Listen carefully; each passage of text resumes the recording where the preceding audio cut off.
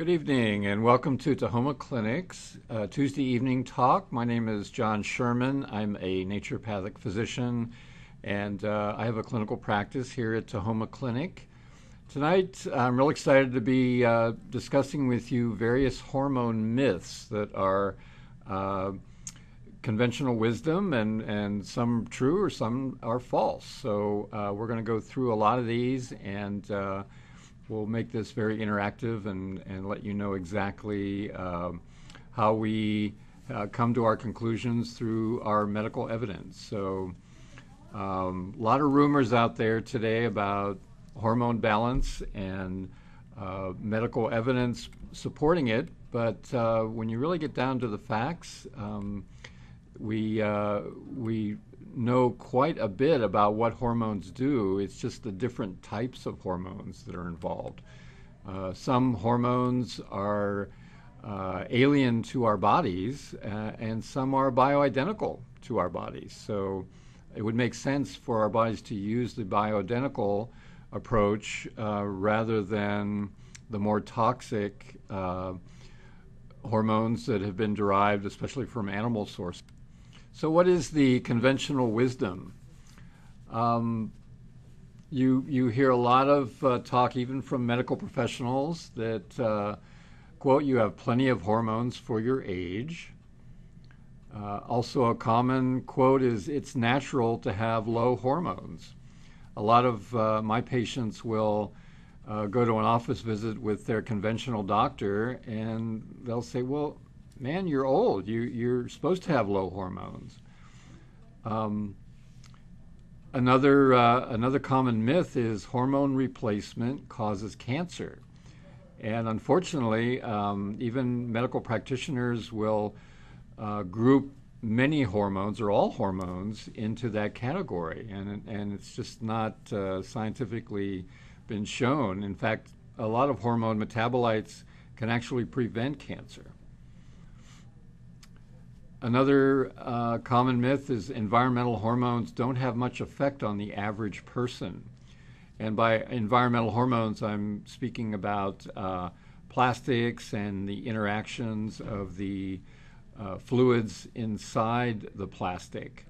So the more acidic the solution is, for example, soda pop is a big one, has lots of phosphoric acid in it.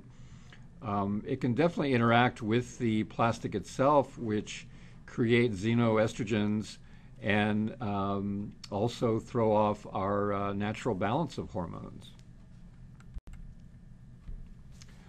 The first hormone I want to talk about tonight is cholesterol.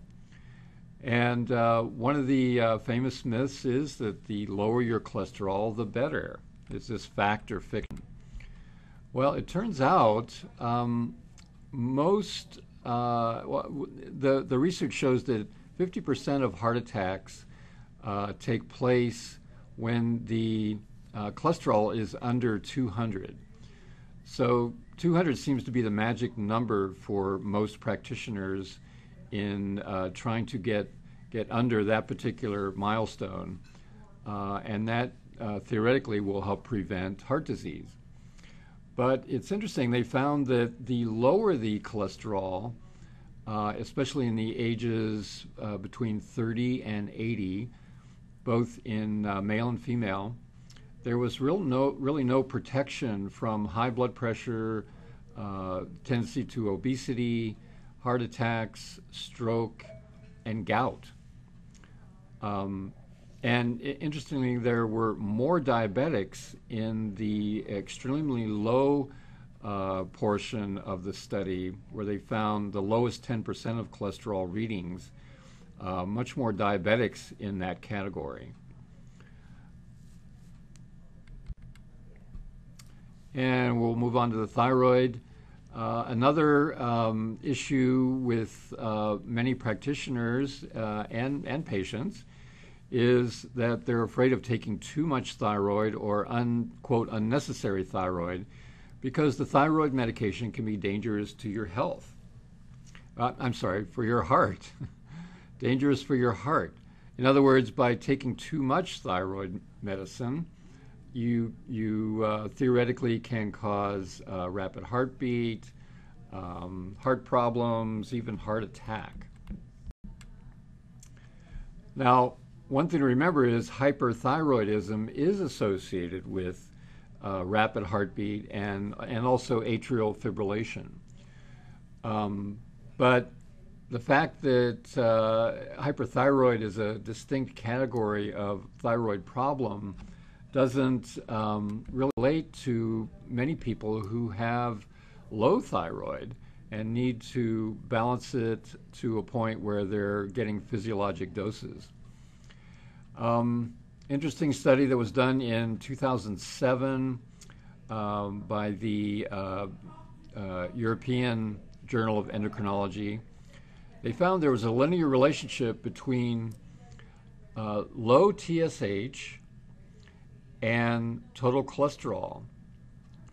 So in other words, the higher the TSH, the higher your cholesterol would get. And same with LDL cholesterol, triglycerides, and also the good cholesterol, the HDL, high density lipoprotein. So very fascinating that if your TSH, and in other words your thyroid stimulating hormone, and your thyroid function is poor, then you're going to be producing more lipids in response. So your body won't be able to metabolize these cholesterol, the cholesterol and lipids in your bloodstream. Now, let's talk about free T3. Free T3 has been shown to be the key serum marker to really detect how well you're doing, how well your thyroid is doing. So signs of low free T3 include lower heart rate and also higher diastolic blood pressure. That's the blood pressure on the bottom of the two numbers. Low free T3 also it corresponds to poor control of blood fats, and also elevated C-reactive protein and homocysteine, which are markers of inflammation in the body. So again, we see low T3 as a good marker of overall metabolism.